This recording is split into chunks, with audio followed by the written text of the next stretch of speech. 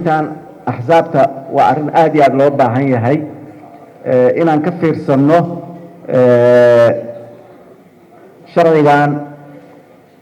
waxaa aad iyo aad lagu dadaalay in ayan dhacin xisbiyo maaragtay hadda ay marayaan 80 iyo ka badan in la xakameeyo marka meesha ay ahayd muxuu ahaa dhinaca dadka naftigooda la qoraayo waa inay ahaadaan 10,000 la sheegayo in si fiican sidii loo kontrooli lahaa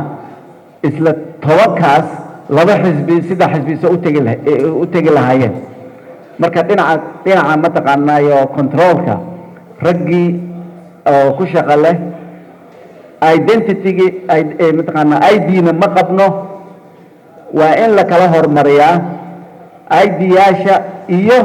mar alla markii waxa ay dhammaadaana computerka la gelinayo inay xisbiga qofka ku qoran xisbigan hadduu aado inuu diidayo marka taas waxa weeyaan waa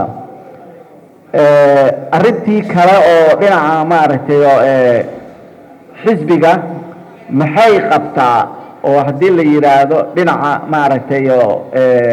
afka qalad lagu yiraahdo asset oo ah hantidaas noocaas ah xaggee ka timid ma waxay ay sheegeen ma siday sheegeen ay tahay ama waa in laga salgaaraa arrintan ay tahay waddanka gudihiisa ama shacbiga Soomaaliyeed oo mataqaan xaq u leh inay mataqaana contribution-kooda u yahay uusan ahayn meel kale uu ka yimid tan lacagta